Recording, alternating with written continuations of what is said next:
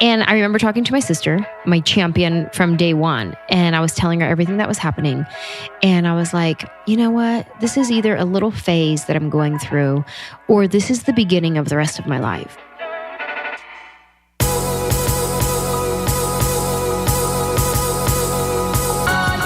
You're listening to the Almost 30 podcast, a lifestyle podcast hosted by Krista Williams and Lindsay Simsick.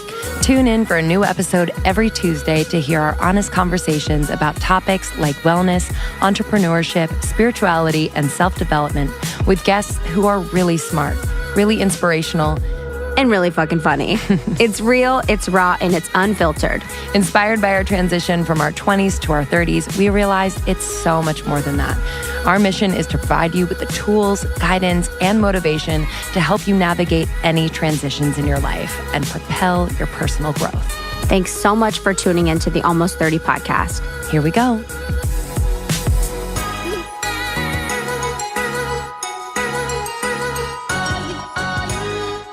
I actually feel like my insides are going to just like come all out. Sweet green twice. Oh, do you guys hear that voice? Do you guys hear that voice? Chloe Money has moved to LA. Chloe Money's in the house. We dragged her to LA and we put her to work. Oh, do you want to be on? No, you can't be on. Yeah. Keep the mic off. Keep working. Chloe's been a little bitch today, so we're putting her in timeout. Chloe got in my car. I picked her up and she looked at my hair and goes, are you okay? She's like, I'm worried about your self-care. I literally just shaved my legs for the first time today. I shaved my legs after you said something to me at our event. Yeah. We were sitting in front of a room of 40 people and Lindsay looked at my ankle and goes, whoa. And then I pulled up my bell-bottom pant and it was crazy. It was crazy. It was, but you know what? Easily mad respect. And I was like, damn, this is going to be my life when I have a long-term boyfriend. Yo, it's so true. I didn't even realize, I just made me sad. I was like, I haven't touched my legs. And so, you know what I mean? I was like, I haven't actually felt my legs in a long time. I was like, oh, what's even going on down there? Totally. Literally. Oh my God. I'm a wild animal. Justin sometimes says, so I got laser. This is TMI. I got laser, but it works for a little bit and I haven't shaved or done anything in a long time. Justin's like, good thing I have a bush fetish. Just fucking around. I'm like, oh, shut the fuck up. It took me, no joke, because I haven't shaved in a while and I had laser. Didn't really work. I know. And it took me 15 minutes to do the job. It was crazy. Yeah. I'm like, this is a waste of fucking time. What am I doing it for? I hate the ingrowns. I don't get them as much. And laser honestly has helped me with that. It's good. I know I had a package somewhere and I just thins it enough. I didn't want to go back, but I need to buy another package. It's worth it. Anyway, more talk about vaginas on the Almost 30 podcast. You're welcome. Pay par for the course. Today I was on the way here. I was breathing into my belly and doing my radio voice. Did you hear it drop? Yeah, I did. My belly's out. You're listening to the Almost 30 podcast, a lifestyle podcast hosted by Krista Williams and Lindsay Simsick. Tune in each week. Are you a librarian who does porn at night? I'm a sexy librarian and I've got a belly voice. Because my voice sounded annoying on this week's episode at points. Not a lot, but at points. We're going to say that about our own voices every once in a while. What was it? I don't know what I was doing, but... We were goofy in the other episode, Yeah. Yeah. Jesus, Chloe. Oh, Chloe goes, are you guys recording right now? Is this not good enough for you, this Chloe? Is what we do for a living. Yeah, literally. Oh, God. Start over, she says. No. You're not Zip on. the lip. Zip the lip. Cut the shit. Cut. Keep working. Don't close that computer. Yo, we need a serious makeup team. We do need a makeup team. We're so excited. Today, we have on Anjelah Johnson, comedian, actress. Huge. Major. I adore her so much. Yeah. What was that like? So in this episode, Krista was out of town, and so it was just me and actually my friend Carly, who is introduced us to Anjelah. She's awesome. Anjelah is the raddest girl I've like of that like level of fame I've ever fucking met. I feel that. Like she sees you, she listens. She literally has zero agenda. I mean, she came to my apartment. You know what I mean? Like she didn't have to do that. Like we were honored. Like she loves the podcast and wanted to come on. But like, I always feel weird. I'm like, oh God, like important people are coming to my home. Lindsay was cute. She's like, what kind of snacks does she want? Literally. I was like, this is what, when we have someone big on. Yes, she loved it. Lindsay's like, we'll send you a car and we'll buy you snacks. We do that for everyone, but I was extra nervous. Extra. Yeah. But she, you know, the track of her career is fascinating. We talk about, you know, she grew up, you know, in her early teens, she was involved with drugs and partying and was dating like someone in a gang. Her, you know, she had this like strained relationship with her father, like just a lot of things going on, and she was going in the wrong direction. I could see as a teenager me being attracted to someone in a gang. Total. Oh, I you know what I mean? You're like, yes. well, he's like, you know, a leader and he's popular. Mine was a drug addict who like probably should have been in a gang, remember? And I yeah. was like, oh, he's just like, he just looks like a Backstreet Boy. Totally. Do you know? Yeah, you're like, I don't even care if he's in a gang. Yeah. But she completely changed. She pivoted like 180. She joined this church group. She'll tell you the story. Cool. But like her acceleration into where she is now happened so quickly. And it was funny. We talked about imposter syndrome because it was so, I wouldn't say easy, but things lined up. Like she had like angels showing up for her in so many ways. And we talked about her faith. We talked about how she met her husband and how they collaborate She's together. Religious? Yeah. Oh, cool. Love it. And, you know, so Anjelah Johnson, you guys know her as probably as Bon Qui Qui on MADtv. There's an interesting story there. She also is very famous for her nail salon bit, which was the first joke she ever wrote. Wow. Yeah. So anyway, we go into it. She has something to say. Like I didn't expect her to kind of like open up and drop some truth, and especially talking about the current climate we're in now with the Me Too movement. And yeah, I just adore her. And Carly was a little shining star off to the side. Yeah. She's so cute. She's the best. She's the best. So enjoy this episode. You can join our secret Facebook group to talk about it. Reach out to Anjelah. If you tag this episode on Instagram, tag her too. Like she's waiting for you. She was so pumped to reach our community. I told her all about you guys. Love you guys so much. Love you guys. Thanks for subscribing, rating, and reviewing. It means so much. We've been seeing like reviews upon reviews every single day. So thank you. You're the bomb. Enjoy. This episode is brought to you by Thrive Market. This is a big day. Krista and I have been Thrive Market fans for so long. It has been making our life so easy. Thrive Market is a revolutionary online marketplace on a mission to make healthy living easy and affordable for everyone. You can shop thousands of the best-selling non-GMO foods and products, natural products, always at 25 to 50% off below traditional retail prices. You're going on here to save money. Think about it. You're going to the grocery store, spending $100. You can go out to Thrive Market and spend like 75 or 50 bucks instead. I'm telling you, it's true. I'm not just saying it. It is shipped straight to your door, and even the packaging is recyclable.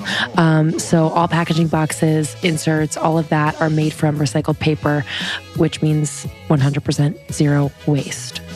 They are the first company to do that.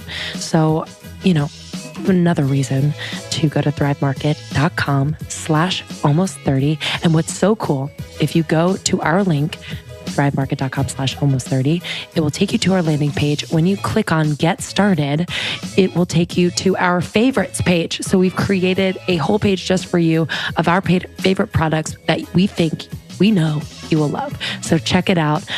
You will save 25% off on top of the savings already on thrivemarket.com/almost30. So check it out. We cannot say it enough. I mean, we are committed to putting products in our bodies, in and around and on our bodies that are good for us, that don't have chemicals. So they're very transparent. They give you a zoom in of the label. They do the homework for you. You can see exactly what's in it, how much of this, how much of that. So you really feel taken care of. We love everyone at Thrive Market. They are just so kind, and we are honored to have them as a sponsor. thrivemarket.com/almost30. Join our secret Facebook group to share your favorite products from Thrive Market. We're dying to know. I'm always looking for the newest. Love you. This episode is also brought to you by Hum Nutrition. Cue the banjo. HumNutrition.com. Have you been? You should go take 10 minutes, not even. Go on there and take the quiz to see what supplements and vitamins a certified nutritionist recommends for you. Currently, among a few, I am obsessed with Uber Energy. It supports consistent energy through adrenal strength. It balances your adrenals with high concentrations of adaptogens. So adaptogens help you adapt to stress. Two key ingredients of the Uber Energy, L-tyrosine and rhodiola rosea, have been shown in clinical studies to hold off fatigue, increase productivity, and help maintain calm in stressful situations. Really important to me. It also has ginger, ashwagandha, astragalus root, B6, B5, vitamin C, among other things that I can't pronounce, just because they're like beautiful adaptogen names like Shizandra. Cool. We love them at Hum Nutrition. Hum Nutrition has been an OG sponsor. We love you.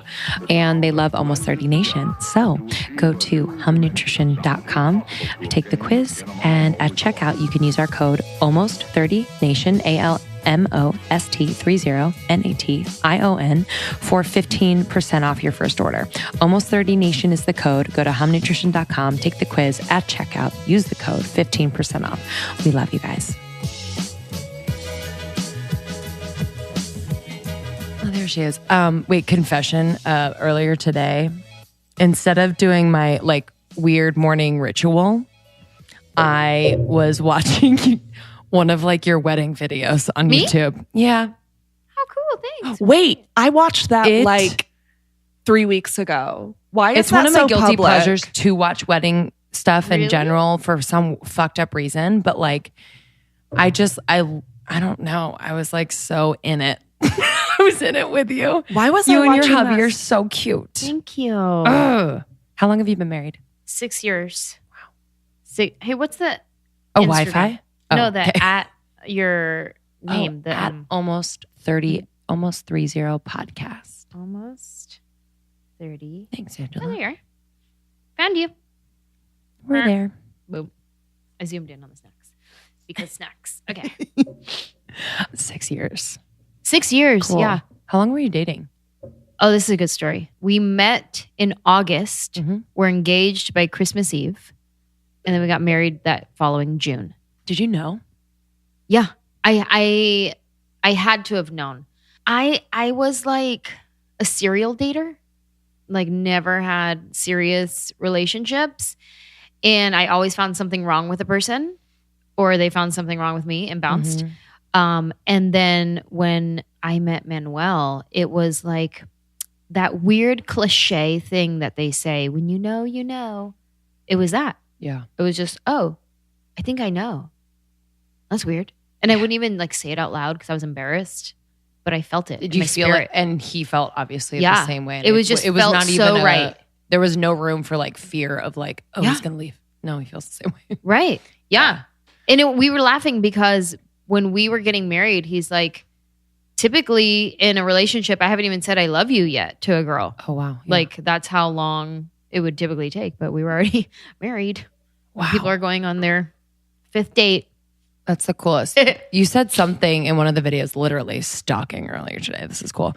But Do your research, girl. That's what I did. That's how I got my husband. I stalked him that's online what you gotta first. do. Yeah. Yeah, I think you were talking about it. You said you trained yourself for so long to date wrong. Yeah. And I relate to that so hard. But I kind of think that I don't think it is me, but like the process of just getting used to like kind of less than amazing. Okay. Do you know what I mean? Uh-huh. Like when you're dating, you're like, okay, well, maybe like I could fix this. Like, did you go through Maybe that? I deserved that. Yeah. Yeah. Girlfriend. The guy I dated right before my husband, oh my gosh, he was so manipulative with his words. Like he was like a wordsmith. Like he should have been a lawyer. It was so. What's an example? For example, he would try to fix me, but say it like he was helping me. You know, like my husband now likes to pick out my outfits for me, and like he's very into fashion, and he likes to see me looking good. You know, this guy, he would say things to me like, "Why do you wear shoes like that? Like, you don't ever want to wear heels? You should try wearing heels." Like because I'm tomboyish. We were just talking about this earlier. Yeah, same. Sexy tomboy. Same club. And he would just try to fix me. He would get a book, and you know how you can recommend books to your friends, like, oh my God, I'm reading this book right now. It's so good. You should read it. Yeah. He would get me a book that was like fixing me. Like he didn't read it. He's like, you should read Hey, you should read this. Like by the end of the day, I would feel like there was an invisible measuring stick held up to me, and I never measured up to it. Every question he asked me, I could never get the right answer. It was never good enough for him. It was real, just manipulative. Yeah. And at first I was like, oh, he's trying to help me. That's so nice. And then I was like, why do I go to bed every night feeling like zero, feeling like trash? Like he would say things like, I just want to honor you and cherish you. But he wouldn't do those things. He wouldn't honor or cherish me. He would just say the words because he knew those were words that got him good points. Yeah. So they were empty. Yeah.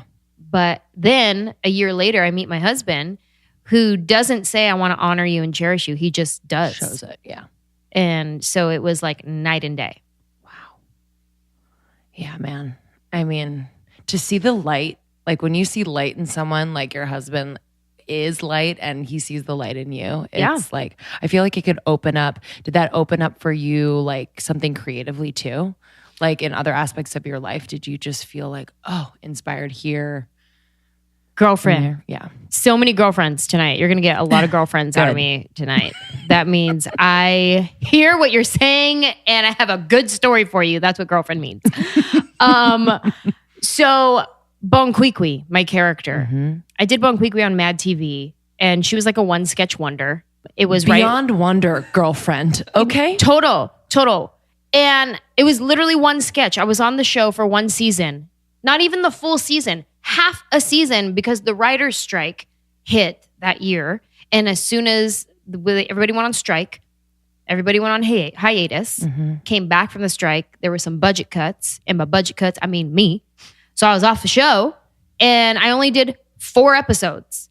And that one sketch blew up. You only did 4 episodes? I didn't know 4 that. episodes. One sketch of Bon Qui Qui. She blows up, all of a sudden has this cult following on YouTube. People start coming to my stand-up shows dressed as Bon Qui Qui. Like it's this crazy thing that's just happening that I have no idea what. And people are like messaging me going like, hey, when are you going to do another Bon Qui Qui sketch? And I'm like, oh, I'm not on the show anymore. So probably not for a while. Like it was full on like, yeah, I'm out, you know? And I refused to do a living room version of Bon Qui Qui. Right. Because that was like a MADtv production. It was like a budget behind it. And I was like, I'm not going to do the poor man's version of Bon Qui Qui. She'll just be a one sketch wonder and that's that. Then I get married and he's in music and he has this idea. Why don't we make Bon Qui Qui a rapper? Let's just go in a studio, record some songs. We'll put it on iTunes ourselves, just see what happens. So we did that. And what had happened was this record label named Warner Brothers Records. Casual. Oh, I don't know him. You know, may have heard of them. Brand new. I don't know, Jason Derulo, Kelly Clarkson, up and comers. Cher. It's beginner level. Right. It's By the way, we have Carly Haney on the microphone as well. Hi. hey, I'm so sorry, everyone. I'm so sorry. Club horns. Yes. So they ended up offering Bon Qui Qui a record deal, and so she like got a real record deal from a real record label. And she's not even a real person. Like my husband, who's been in music since the 90s, he's like, do you know how long it took me to get a record deal? Like how much I had been striving and working so hard in the music industry. And we did this as a joke. I'm a comedian. We just went into the studio, recorded 3 songs, put on iTunes, and then everybody was like, yes, I'm about this. So We get a record deal. We put out a full album. I end up touring the country as this character. To be clear. A full-on tour. A tour. Okay. Yeah, because I tour as Anjelah, a stand-up. not as important. No, as touring. not. Yeah. Album sales not high. Yeah. At all. No, actually, I sell out as both. I'm really a phenomenon. It's crazy. I'm kidding. No, it's true. It was crazy. We came up with this whole show. Bon Qui Qui performed with a live band, backup dancers, like LED wall, fog cannon, fog machines, confetti cannon, like everything. And we did 2 runs of the tour. And how many cities? I think we did 14 each run. Oh my God. Yeah, That's it was sold out. It was amazing. And did you know about this and didn't tell me? Okay. No. I got to be ghetto Beyonce for a good couple years. And was it of what? touring. Did you choreograph it? Was everything fully? I had choreographers. I had a tour bus. I had choreographers. I had everything. It was Had unreal. you rapped before? Never. Not before this. It just but came you can naturally. beatbox like a fucking boss. Come okay. on. I mean, Where I does can that come do just from? very. I practiced. Should you lay one down right now? Because I started practicing today. Let's hear it.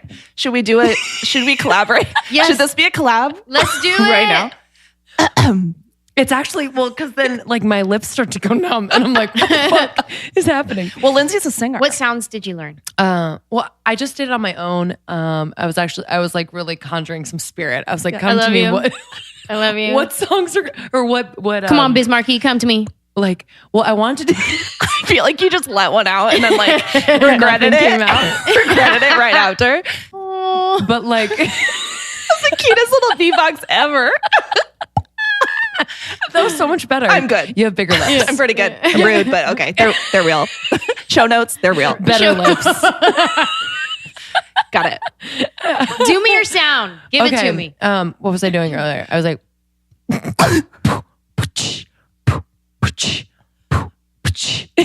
Okay. Does it stop there? wait, like the little, like the pop. I was trying to get the. All right. Okay. Can you give me a little? I'll give you a little note. Thank you. Okay. First, That was the It's JV. the breath. Is it in? It's you're like. well, you're saying POOH is what you're saying. You're going, poo, Oh, too much. but air. it's not. She loves that word. Okay. Like maybe try like you have to bring put it your back? lips together more. Okay. Like you're almost gonna do a fart sound. Almost. And then do a sound like crazy. Almost. I have like the nerdy sound at the end. Okay. It's good. So wait, do the first one. No, Too you're much going. You're going with your lips. You're doing like a So with it's your more lips. like- yeah. Flatten it out.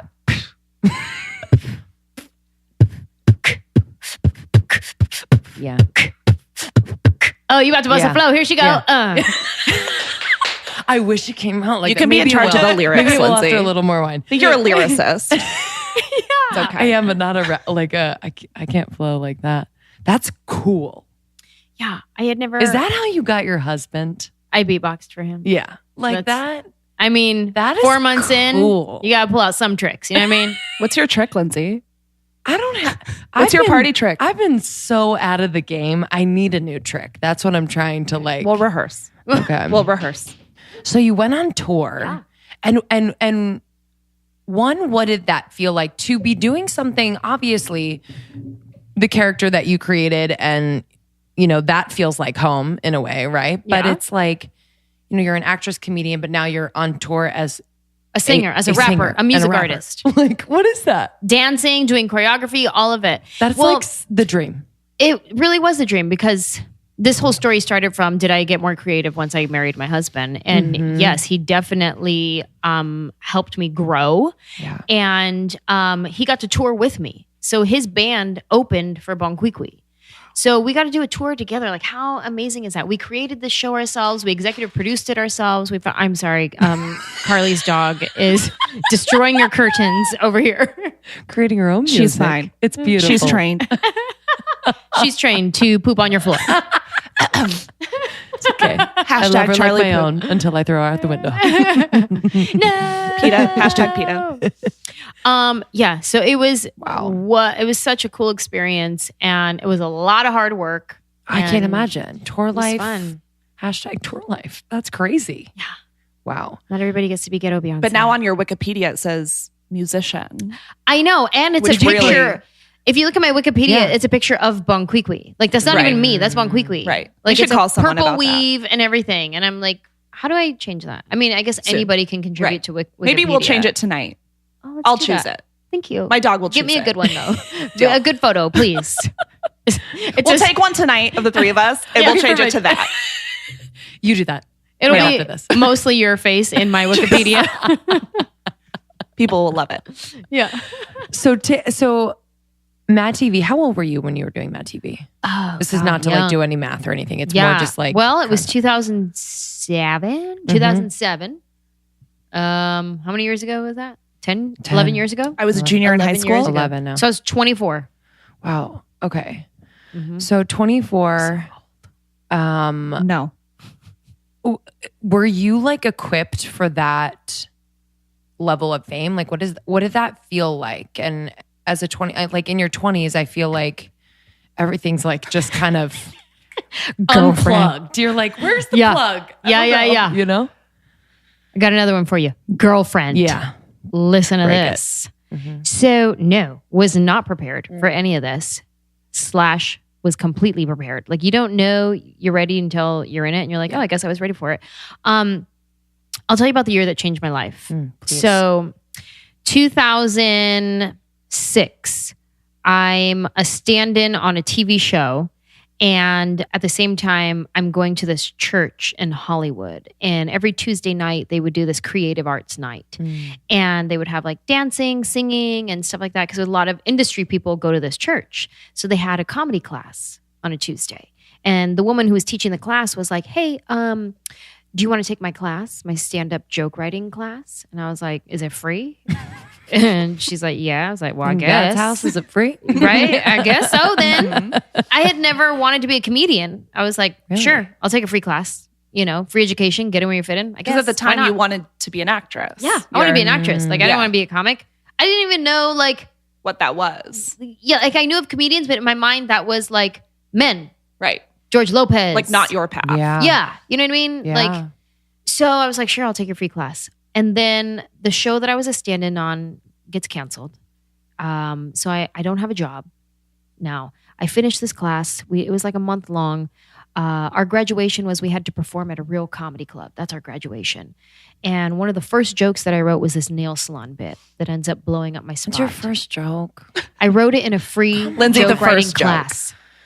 All right. What joke are Unreal. we on? Close your book. Isn't that unreal? But I think honestly, that's some sort of like sign. You gift. know like you're on your path. Thank you. You know That's you're what on I your want to path say. when You something know like you're that on your happens. path. When your first joke is a viral sensation Unreal. for years to come. So I graduate from this little free class at the church, and I still am not trying to be a comedian. It was just like, okay, it was something I did for fun. I'm trying to be an actress. Meanwhile, nothing is happening for me in the acting world. Like, I don't have an agent. I don't have auditions. I don't have anything going on for me, right? So that's like 2006.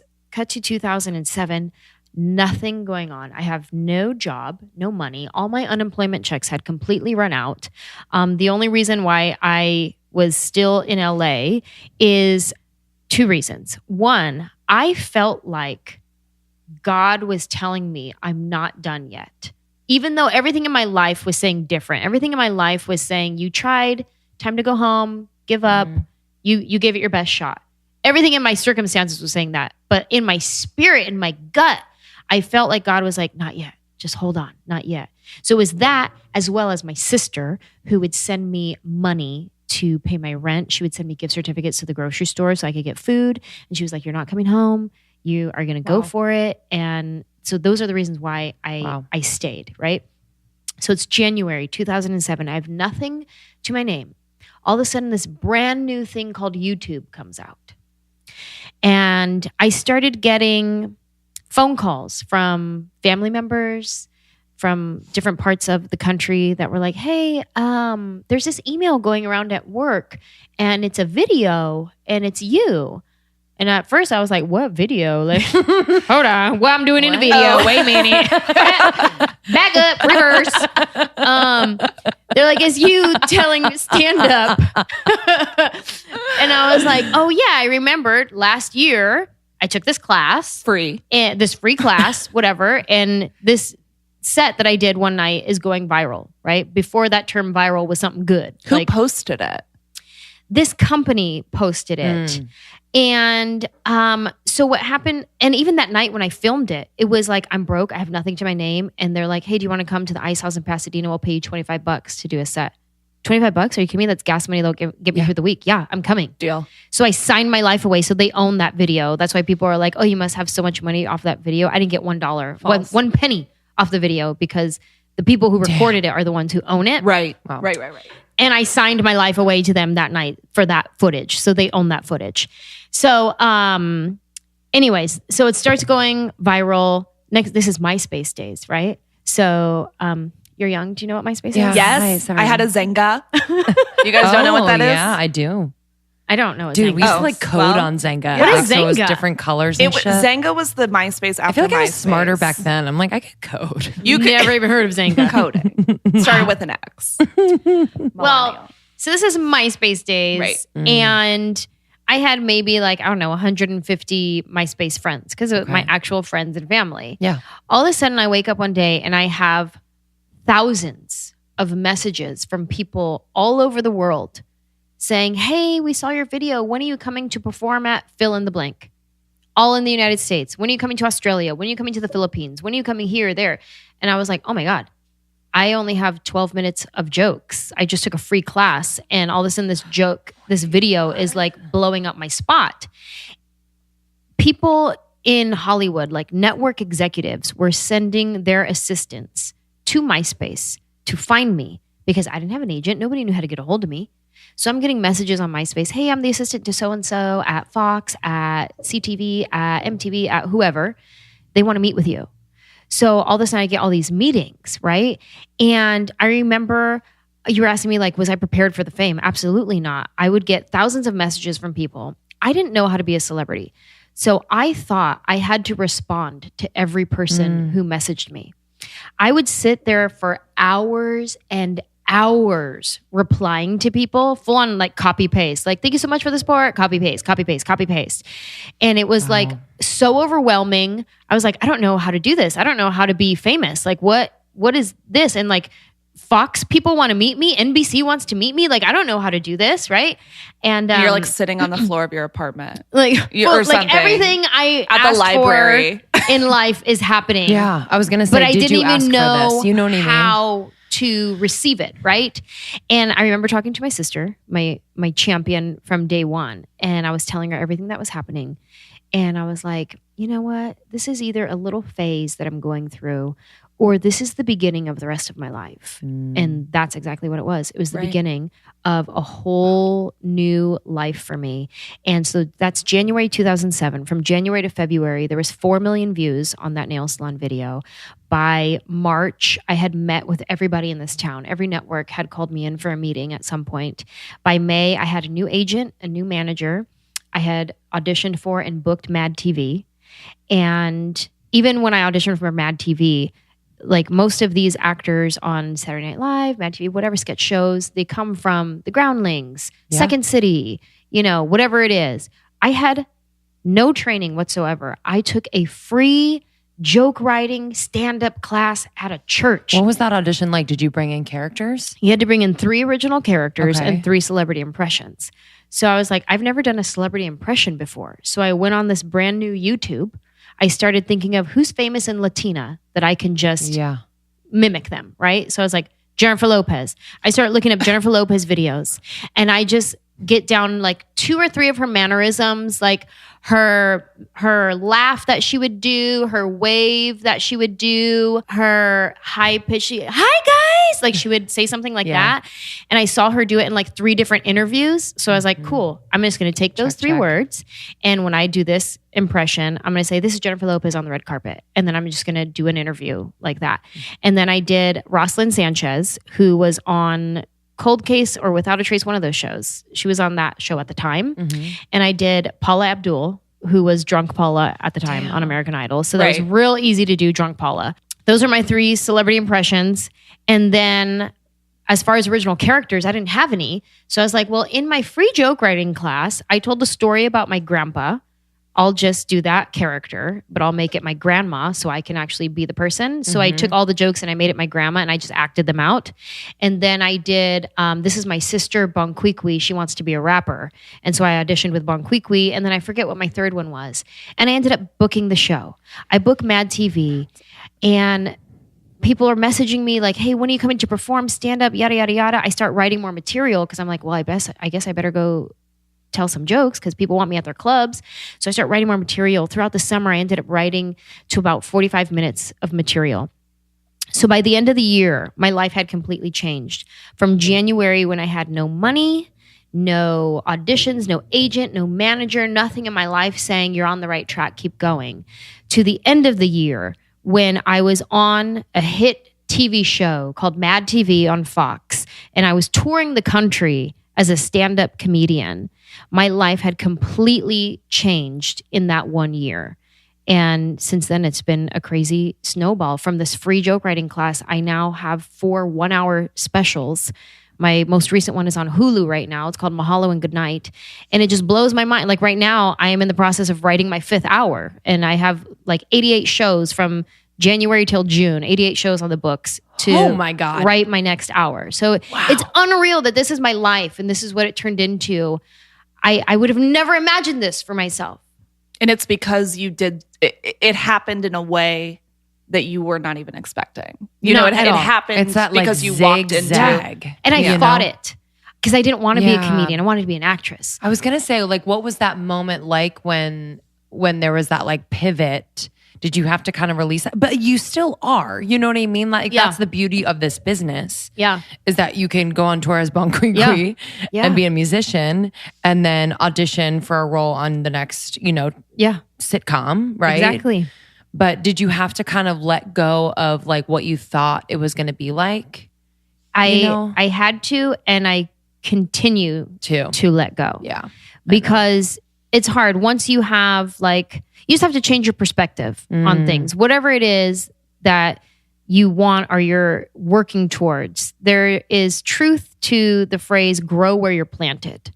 So if I'm planted here, I'm not going to uproot myself to go be over there because that looks more glamorous or because I think that's what I want over there. If you're planted here, grow roots here, get strength here, get strong here, and wait for your time to come. You know what I mean? So I love that. For me, I fought it for the first 5 years. I would be doing my stand-up, but the whole time looking over my shoulder back at Hollywood, like, you guys ready for me yet? And go on auditions and be, no.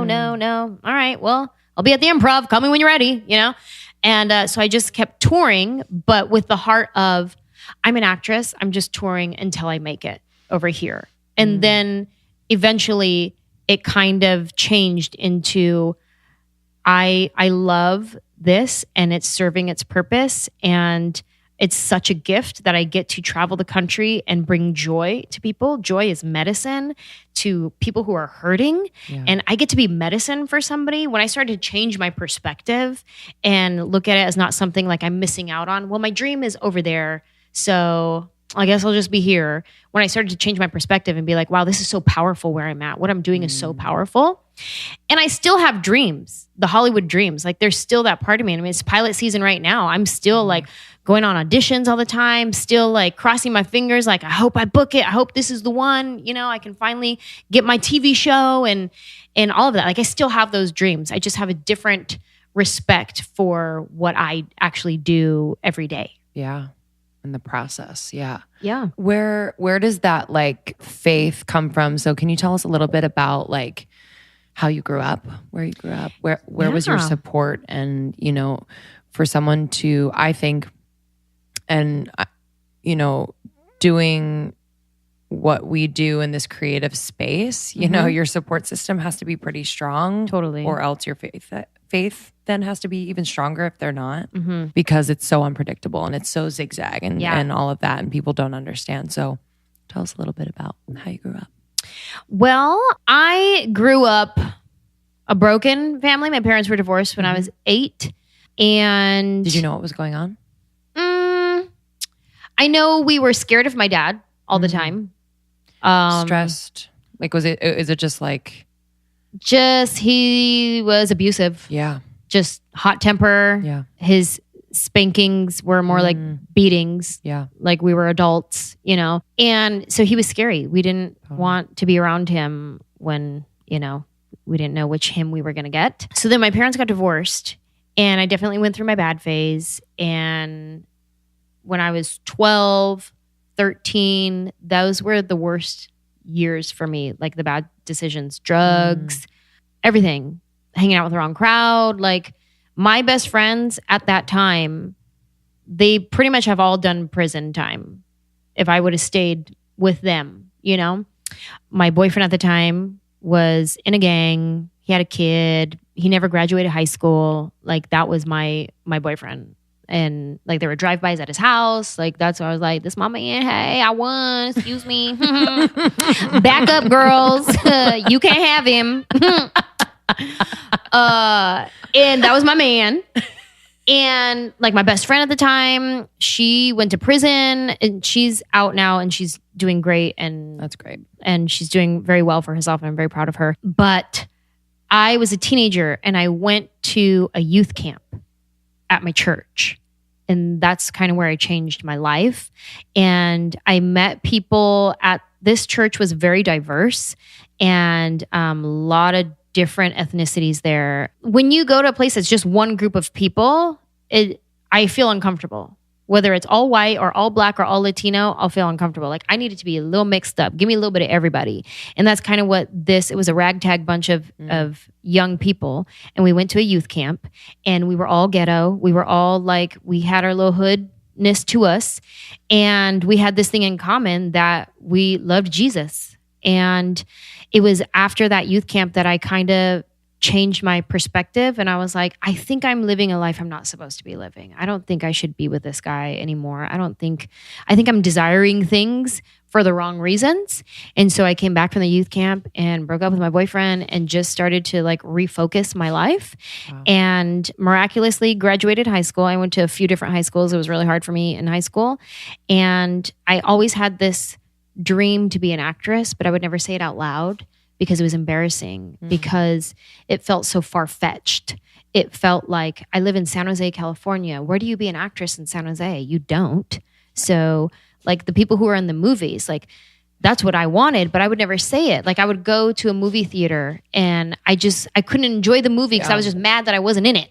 You know? I would do the same thing. I mean, I still kind of do it, but I shouldn't be watching this with this mentality. Yeah. But I was like, I don't know how to be an actress. Like somebody teach me how to get in a movie and I bet you I could do that. That's where my mentality was. And I had a friend in San Jose who moved to LA and she started dancing in music videos and commercials. And she told me, if you move to LA, I'll help show you the ropes and I'll help you get started.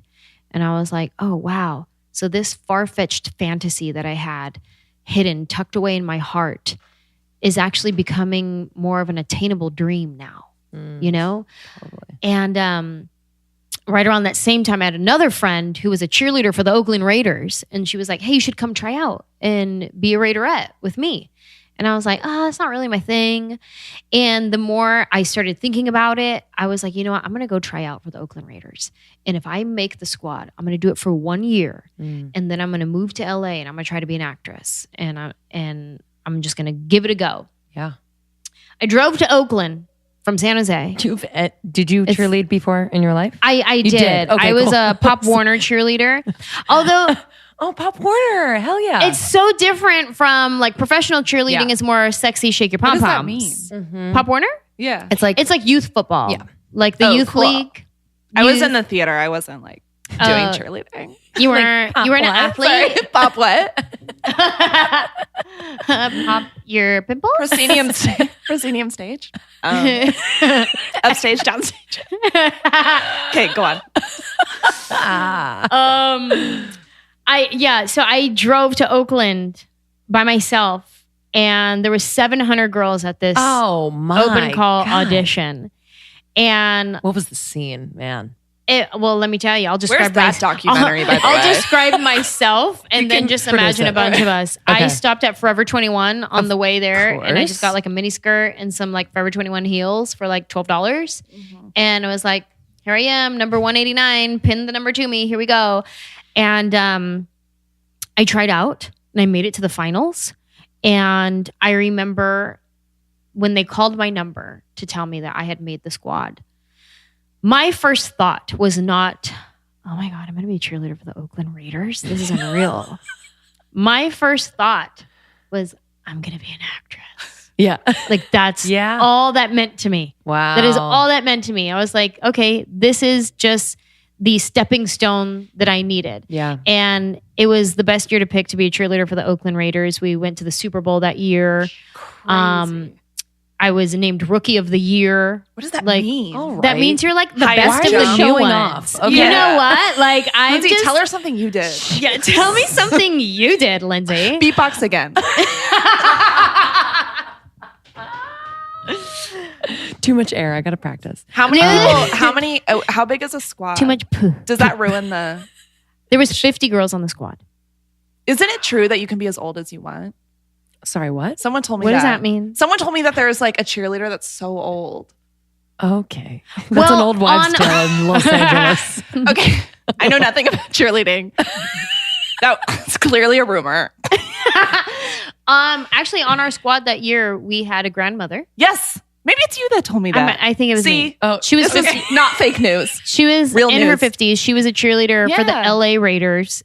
Was fierce. Okay. Went on to have a family, grandkids, and was still fierce. Came back to Oakland, tried out again, and made it again. Cool. Bitch. Does every cheerleader? This is not a podcast about cheerleaders. It is now. I know nothing. Mm-hmm. Hashtag cheerleader. Does every cheerleader cheer every game? Yep. 50. Yeah, it's a big scene when they four come lines. Out. Yeah. So obviously you had like cheerleading dance experience. Mm-hmm. What was that like? Was your mind always this is for like just like a greater vision purpose? Yeah. It was never you never got like bogged down by the fact that you had to go to these rehearsals. Were you paid well? No. Yeah. So it was like you were just kind of like we were the highest paid cheerleaders of the NFL at $85 a game. Ooh, okay. And you got one check at the end of the year. By the time taxes and everything, my whole season I was paid like $563. Oh my God, my heart hurts. Yeah. What? Yeah. It's like a volunteer gig. Wow. So all of these women all have other jobs, obviously. Oh, absolutely. Wow. Everyone has careers. That is a documentary. I had no idea. We're in development for that documentary at this time. I actually wrote a show about it. Did you? We'll talk after this. Okay. Yeah. Cool. Lindsay, you can be a part of it. Thanks. Yeah. Okay. I'll be cheerleader number 48. Well, you can be a consultant. Oh my God. Yeah. You're probably not going to make the team. Okay, cool. I asked Carly, I was like, hey, for your new animated series, can I play a plant? Yeah. we'll hype that later. Okay, thanks. Yeah, that'll be the sexiest voice plant ever. Right? Like a succulent? Ooh, you better name yourself a succulent. The dream. They're like, is it a girl or is it a boy? Yeah. It's a girl. Did you leave after a year? Yes. So I cheered that one year, went to the Super Bowl, came home from the Super Bowl, and that very next weekend, I packed up my room and moved to LA. And let me tell you, so when I first said I was going to move to LA and be an actress, I told my mom, and she was like, I'll believe it when I see it. Mm-hmm. I had lived in her house my whole life. I've never like paid rent in an apartment, let alone move to a whole other city and Hollywood nonetheless, right? So she was just like, all right, I'll believe it when I see it. I told my dad that I was going to move to LA and be an actress. And he said, why are you going to do that? You don't know anything. Nobody's going to hire you. Mm-hmm. And I told my sister, I'm going to move to Hollywood and I'm going to be an actress. And she was like, yeah. Angel. Get it. You've got some like I'm just listening to your story, taking it in. You have like these angel points, like angels, the woman who did the free comedy, your sister, like just these angels that show up for you. Anyway, keep going. Absolutely. And packed up my room, moved to Hollywood, and my friend who said, I'll help get you started, kept her word. That's another angel. Yeah, that's one. Oh, when I say angel, I was so poor. Okay. I was living off of my calendar sales. So we didn't make money from Raiderettes, but you got to sell your own calendars. So it was like your side hustle. Own? So we did a photo shoot for a calendar, and then Google you that buy right them now. wholesale. Uh-huh. And then I'm joking, don't. you buy them wholesale, and then you set up your own autograph session at a shopping mall, and you set up a table and a little tablecloth and your Sharpie, and people come up to you and you're in your uniform and you sell calendars. So you buy them at wholesale for like $6, and then you sell them for like $12 or something like that. Uh-huh. And that's how I moved to LA, with my calendar money. Wow. So when Is this you? Wait, let me see. Look at the sleeves. You have sleeves like this, Lindsay. Oh my God. Hot. I have a way hotter one than that. Somebody just texted me that yesterday. Googled it. I just on. Googled it. It's the first thing. Find a better one than that. And you'll have to post these like somewhere so people can know what we're talking about. Of course. Look at this one. My cousin just texted me that yesterday. That's like I want to ask Raiderette. a question, but I'll ask it after. I feel like it's not show appropriate. My God. This. Are you Selena's? Yeah. Anything for Selena. Anything for Selena. Wow. Hot. Wait, this is amazing. Chola Raiderette. Oh, Total Chola Raiderette. So I was super poor. My friend that said she would help me get started, show me the ropes. Not only did she keep her word, I survived in LA for the first 5 years based on her hand-me-downs. All my clothes in my closet were once hers. If we wore the same shoe size, they'd be her shoes too. So instead, I had the same one pair of shoes for like the first 5 years. But all my clothes in my closet were hers. Like, she was an angel. Absolutely. Her name is Sandra McCoy. Love her to death. And so this is a great story. She's like, okay, this is what I want you to do. I want you to sign up at Central Casting to be an extra on TV. Okay. She said, when you get there, there's going to be a line of people out the door waiting to sign up, because everybody wants to be an extra. She goes, don't wait in line. I want you to go to the front window, and I want you to ask for this guy. And I forget his name at the time, so we'll just call him Sam. okay. And so she goes, I want you to come with a tray of cookies and your Raiderette headshot. Okay. And I want you to tell him you're new to town and you want to be an extra. And I was like, this sounds like the shadiest casting couch, beginning of a casting couch I I'll ever. do it. A sleazy Raiderette photo shoot. You're like, am I wearing clothes when I walk up? Yeah. What should I wear? My lingerie? Just be ready to go? Or what? How do we do this? Yeah. Like, I felt so sleazy. And I was like, oh my God. So, but I do it. And I get there and there's a line of people out the door. I'm walking past them with my tray of cookies, my freaking, what's it called when you're trying to lure somebody in? Bait? No. My bait. Yeah, whatever it is. Whatever it is. I got my tray of cookies. Everybody sees me with cookies. They're like, who's she trying to buy? I go to the front desk and I'm like, hi, I'm here to see Sam. They're like, okay, sure. He'll be right out. This guy comes walking out wearing a Raiders hat. That's why. Are you kidding me? You're like pulling your shirt up higher. Are you kidding me? So big fan or? So he's a huge Raider Huge fan. fan. I give him these cookies and I give him my Raiderette headshot. And I go, hi, I'm new to town. I want to be an extra. And he goes, Raiderette? No way. Oh my God, are you kidding me? Da-da-da. We had just got off the Super Bowl. So it was like a whole thing. So it was like that whole talk, like, awesome. Yeah, dope. Okay, cool. I don't think he said dope, but you're like, I recently made $85 at the Super Bowl. Yeah, exactly. Should I invoice? Okay. So he was like, great. I didn't even sign up at the time. He was like, cool. Give me your name and number and I'll call you when I have something. All right. Sounds good. A couple of days later, he calls me and he's like, hey, do you want to be an extra on Friends? The best show of all time. Like, Number one show at the time. Are you kidding? My favorite show of all time. And he's like, do you want to be an extra on Friends? And I was like, I'm available. are you kidding me? Yes, I'm available. Thank you. I'll be there. What time? Sure. Thank you. So I get there and when you don't listen, everybody, if you want to be an actress or an actor and you don't have a SAG card, it's very difficult to do. You have to join the union, get a SAG card. So the way you can do that is you be an extra. And if a SAG extra doesn't show up, that means there's an extra SAG voucher. And they'll usually give it to like their favorite non-union extra. If you get 3 SAG vouchers, you can now join the union. That's how it all works, right? Or that's how it did work at the time.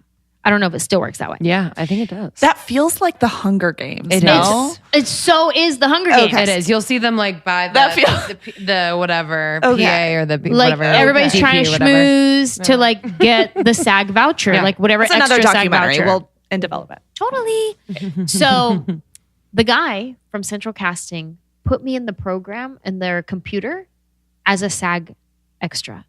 So immediately, my first voucher is a SAG voucher. So he just put me in as I'm a union member. So I started getting SAG vouchers right away. So my first 3 days of being an extra already was SAG eligible. Damn. And there's an angel. Angel. You know what I mean? Like, I'm going to Cookies. call him out. Cookies, sugar is the way, right? To that, What? because you brought cookies. Oh, Were you no, in your but- Raiders uniform, by the way? No, Okay. I didn't. That would have been a bit much, yeah. I think. Extra. So now I'm an extra on Friends. Well, I end up making friends with the AD. Mm-hmm. He's Latino. I'm Latino. He's funny. I'm funny. We're making each other laugh. I don't know the politics of being an extra. I don't know you're supposed to schmooze to get back. I'm just legitimately making friends with this guy and we're making each other laugh. And he's like, you want to come back tomorrow? I'm like, yeah, I'll come back tomorrow. You guys, I was an extra on Friends for seasons 9 and 10. The whole season. Whole season? The whole season. I'm watching it tonight. Yeah. You'll find me. You'll see me. Audiences are like, wait, wasn't that girl also What? Yeah. every episode? Did you become like a stand-in at some point for like... Not on Friends. Okay. But so what happened was I'm an extra on Friends for like season 9 and 10. And I had just moved to Hollywood. So you guys, somebody had told me early on, like before I even moved, they're like, don't be an extra. Nobody respects the extras on set. Don't be one of those, right? Well, here's the thing, you guys. This is about your perspective. Are you coming to get respect? Or are you coming to grow and learn? I took free class from Jennifer Aniston, Lisa Kudrow, Courtney Cox. I got to watch them every day, see them process, see how they worked. And I got a free class from them for 2 years in a row, for 2 seasons.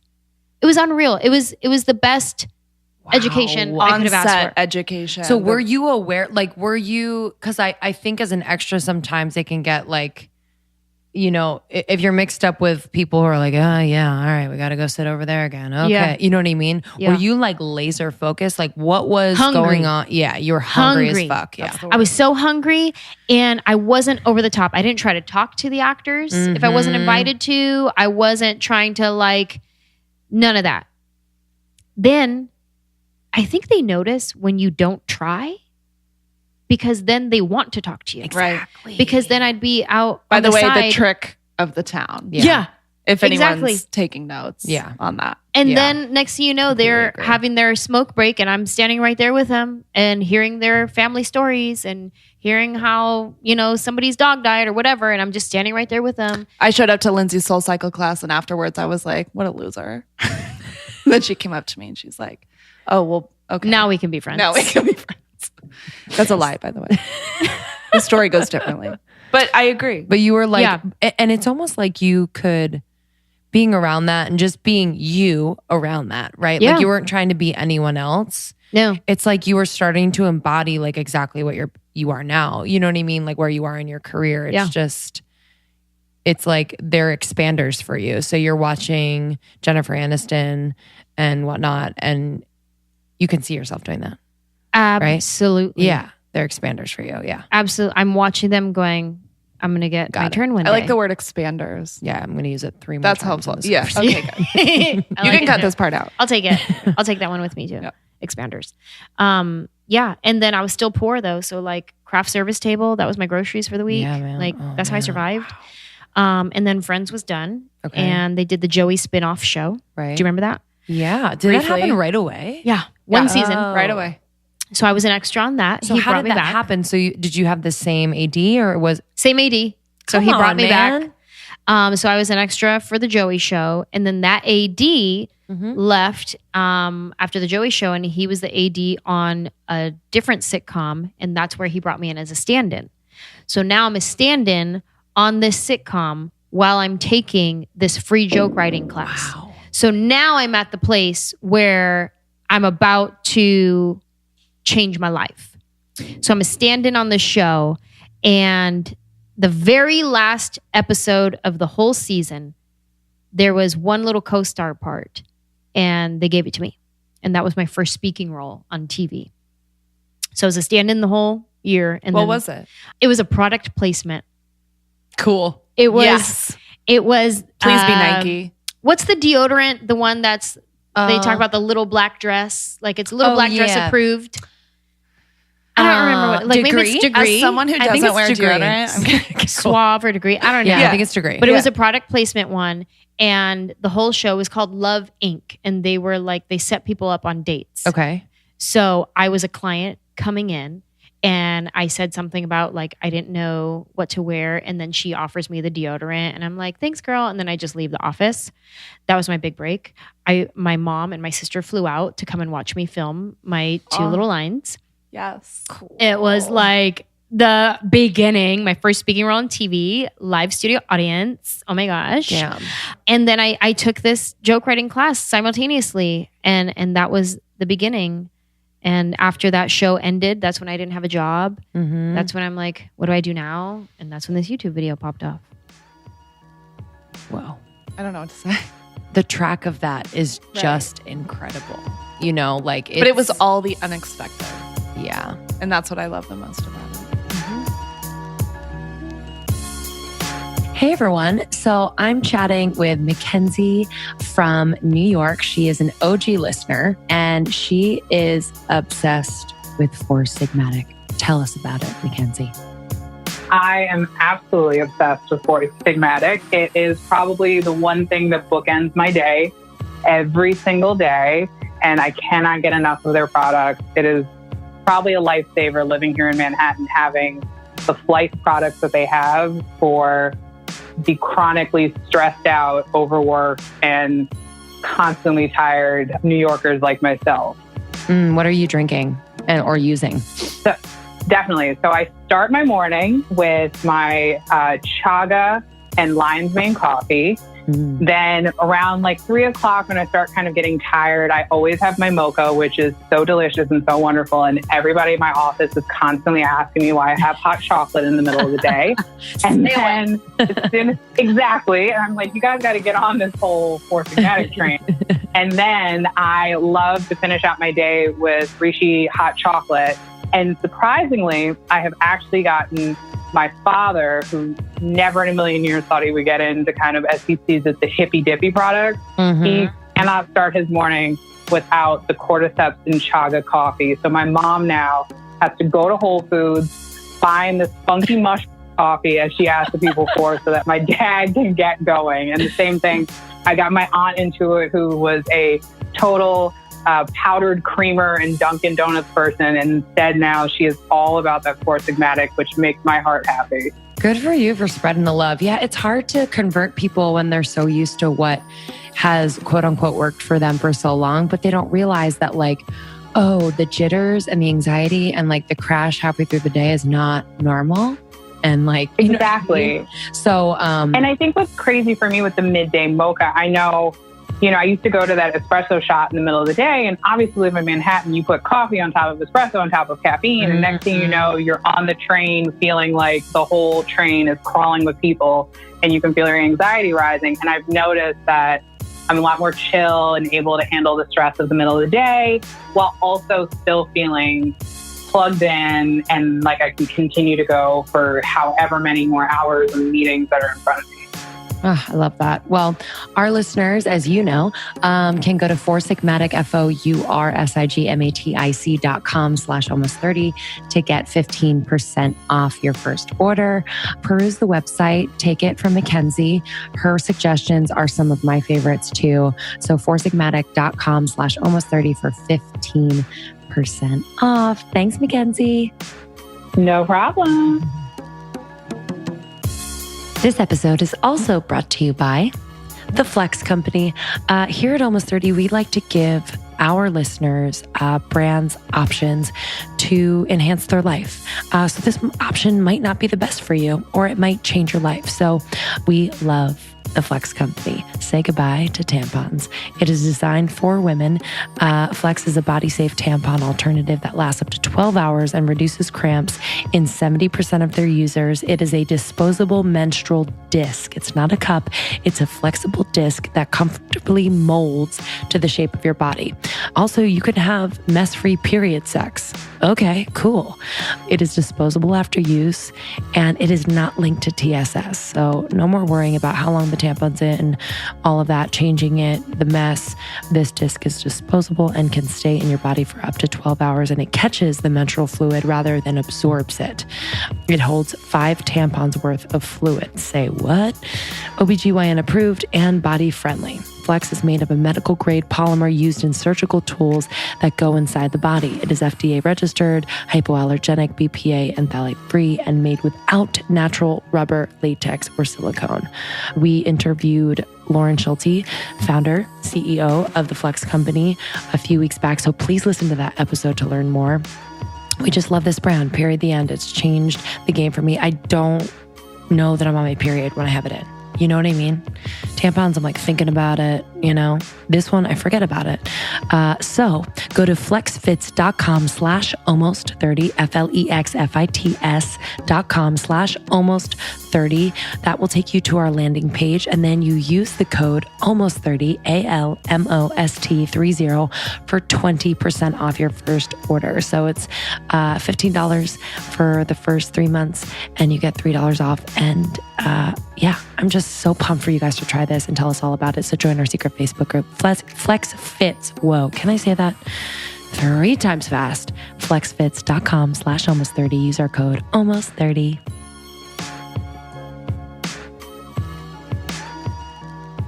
Have you always had like a really strong faith in God? Like what? Did that come in later, or was definitely since I was a teenager? Okay. Like since that youth camp? Since the youth camp. Okay. So before the youth camp, you didn't? Not really. Got it. I wasn't raised Christian. Has your family since adopted that?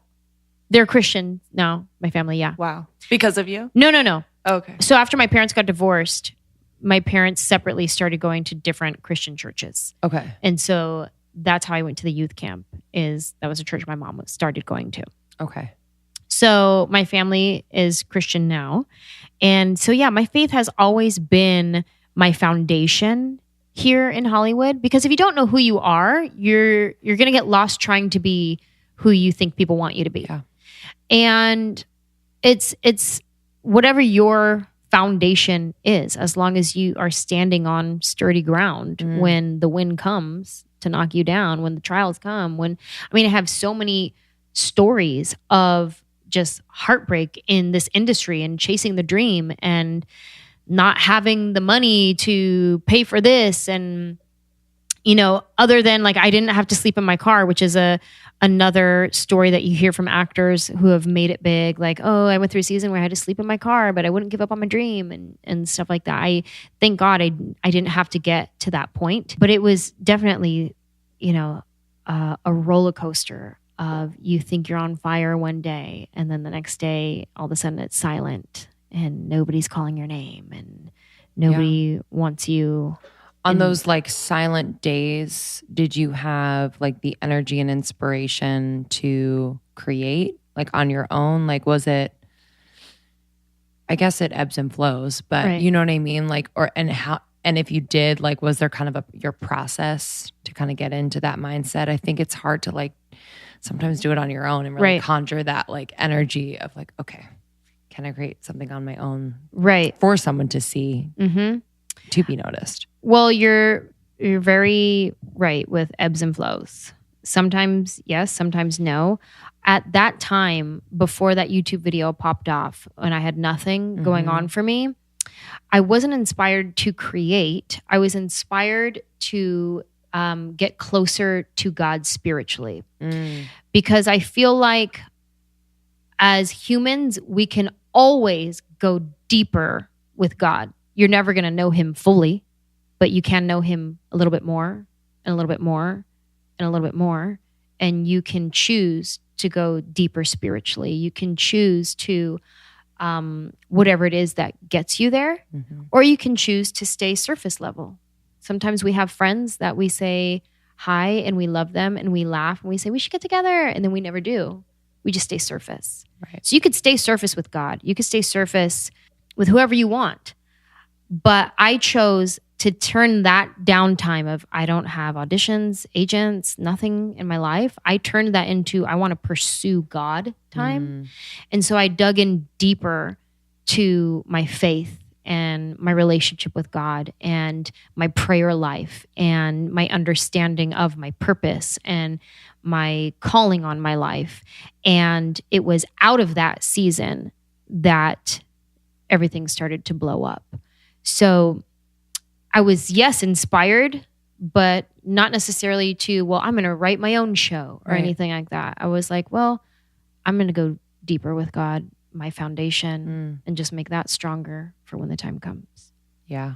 Well, it's getting to know yourself better through that too. Absolutely. Yeah. And you constantly get to know yourself better too. Like the person who I was at that time isn't the same today. So me choosing to pursue God now looks different than how I did it back then.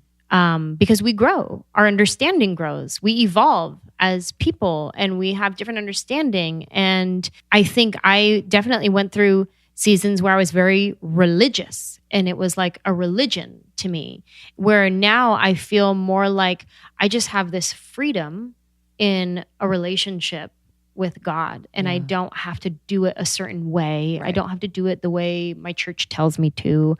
I don't have to do it the way I've been taught.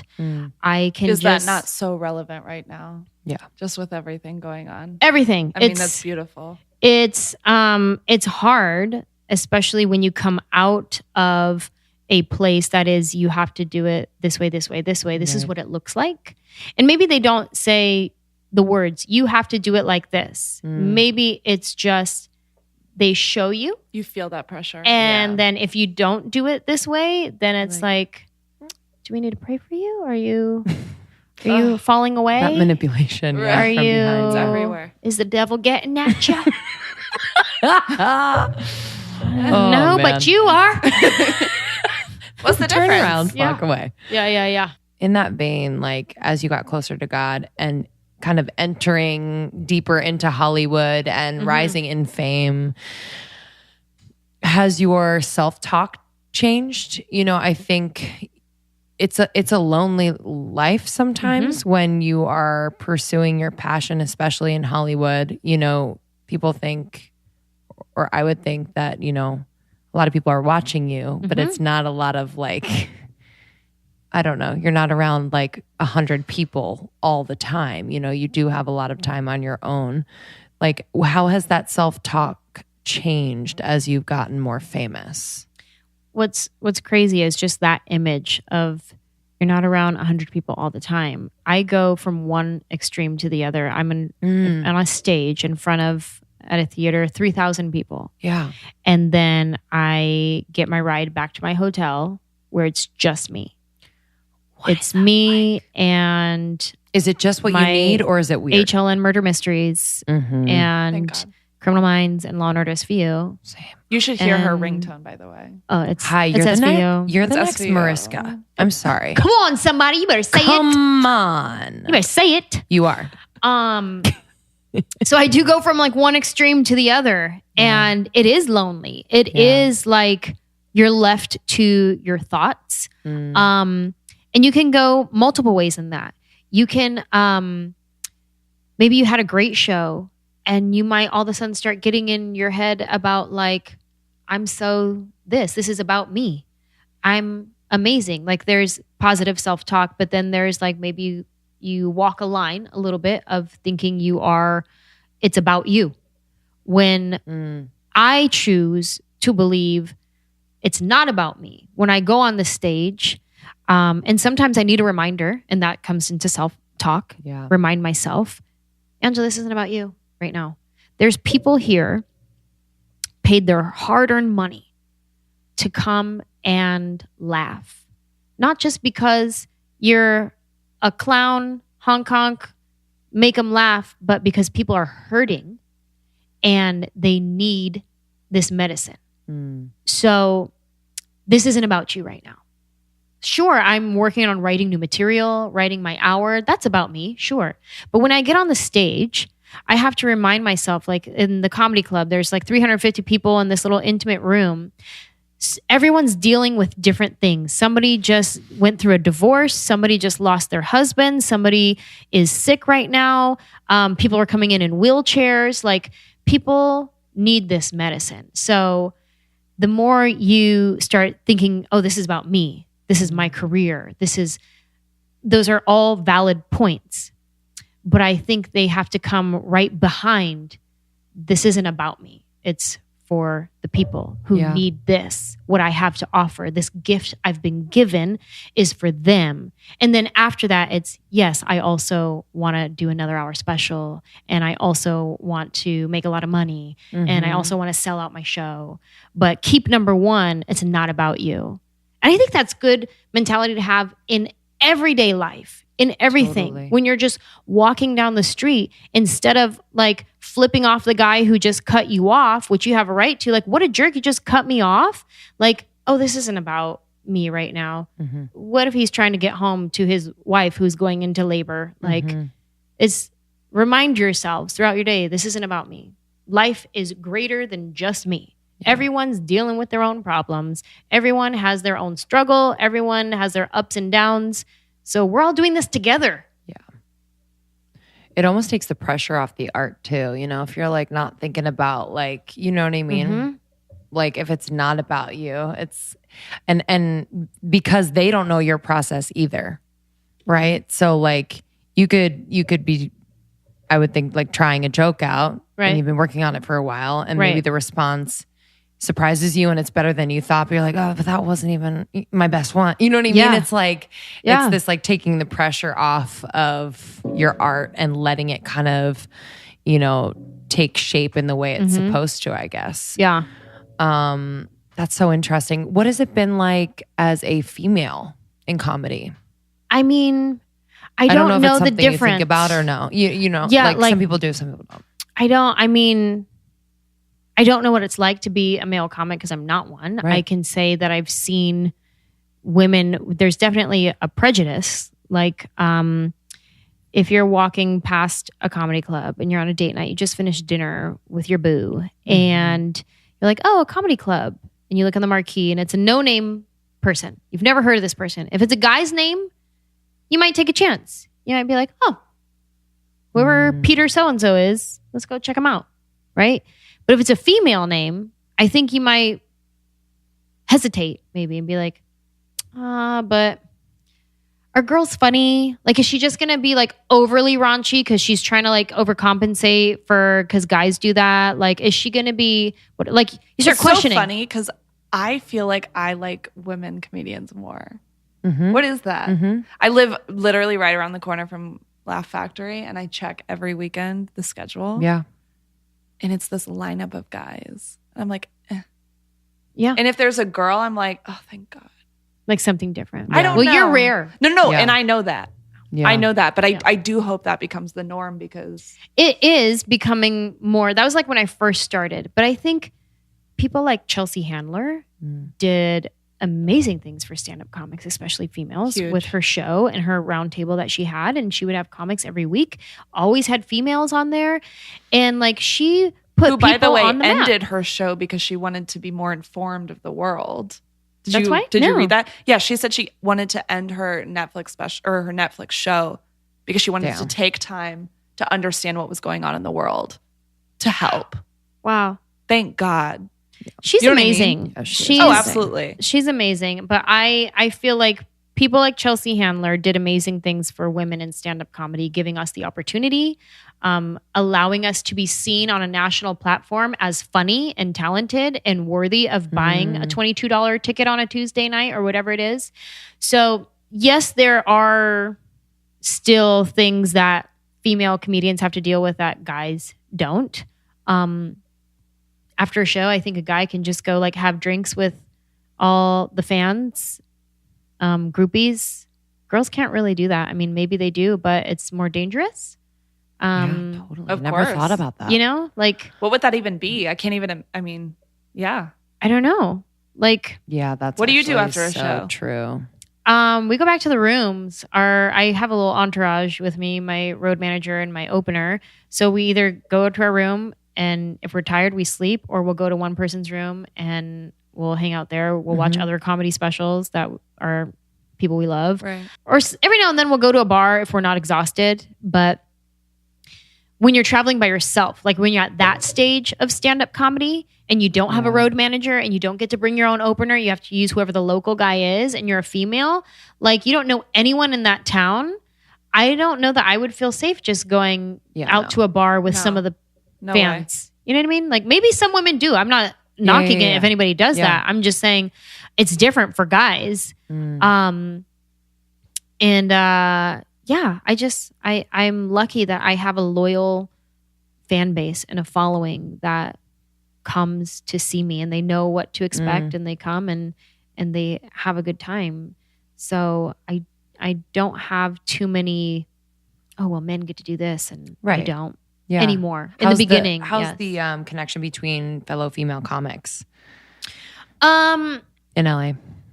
The thing with me is I don't really hang in the scene very often. I'm starting to make more of an effort to do that. I was always insecure, very insecure. My stand-up career skyrocketed from day one. So I didn't do the journey that most people do. Imposter syndrome? So like that scenario that I just told you about, like you're by yourself, you don't get to bring your own opener, and you don't know anyone in the town. I didn't really have to live that life because I was blessed out the gate. I was traveling with a road manager and my own opener. And I would always pick a guy who was my friend to open for me. So I always had somebody with me and I was never alone. So the scene with other female comics, like I have friends in the industry, but I don't get to like hang out with them and go do shows with them. Right. Eliza is a good friend of mine. Amy Schumer is great. Cristela Alonso is lovely. She's so funny. She had a sitcom for a while, and it should have gone even more seasons, but it didn't. So I definitely have female friends in stand-up. We just don't like tour together. Totally. And if I don't hang out at the club, then totally we don't really hang out, you know? Yeah. But I make it a point to support women and whatever it is that they're doing, and make an effort to let them know that I'm not competing with them. And at least the ones that I have that relationship to do with, like Eliza or Cristela, like if something is popping off in their career, I will be the first to text them and be like, yo, you just wrote a book. Yeah. That's unbelievable. Like, be so proud of yourself. That is amazing. I support you. I'm for you. I'm going to post about it. I'm going to use my platform to make sure people know about your book. Stuff like that. So important. It's so important because there's room for all of us. I was just about to say that. There's room. There's literally room for everyone. And and there's something that happens because I think there's like a half a second, maybe longer, maybe a full second, where it's like, like, oh man. It's like that, oh man. And then, absolutely. But the bigger emotion is, I'm so happy for them. Like it is the bigger emotion. It is what it is true to you and your core. It's just like your ego kind of gets in there and the fear gets in there and whatever. Always. But it feels so good to vocalize it and to act on it and send a text, make a phone call, post about it. Because I think it's energy. You're putting energy out there and it's going to come back to you. Like, I don't know. I completely agree. Absolutely. There's room. It's what you're putting out there. It's that gratitude. It's what you want. It's that self-talk that you're talking about. A perfect example of that is just today. I went to go visit my friend on the set of Brooklyn Nine-Nine. Melissa and Stephanie I'm good friends with, and they play the two Latina detectives on the show. I auditioned for both of those roles. I didn't know them at the time, but I tested for both roles, and I thought, well, I'm going to book one of them. They tested me for both of them. I'll get one. And I wanted it so bad. I read the script. I thought it was so funny. I was like, oh my God, I want this show. And I didn't book it. And I didn't know them at the time. So at the time, it was not about like them at all. It was my own like journey. Like, okay, I didn't book this one, you know, and went on with my journey. I just recently became friends with them, with this Latina group that we have. And so we met there and I connected with them. And I'm a genuine fan of their show. Like I auditioned for it and you think I'd be like, oh, I'm not going to watch that show. They didn't book me. I've seen every single episode. It's on 5 seasons now. I've seen every single episode. I love their show. And there's times when I watch it and I go, ugh, like my heart hurts because I'm like, oh my God, I bet you they're having so much fun. This show is hilarious. I would love to be on this show. Dang it, I was so close. Man, I was so close. But at the same time, these girls are amazing. They're on their journey. She's on her journey. Melissa's on hers. Steph's on hers. Like we all have our own journeys. And just going to the set today and watching them work. And like, I treated it as like, I get to be on the set of this show that I'm actually a fan of. Like, forget that I auditioned and I didn't book it. It's not about I didn't book it. It's like, wow, I'm on the set of a TV show that I love and that I watch. Like that's unreal. And I'm here just to support them. I just stopped by to say hi and just love on them.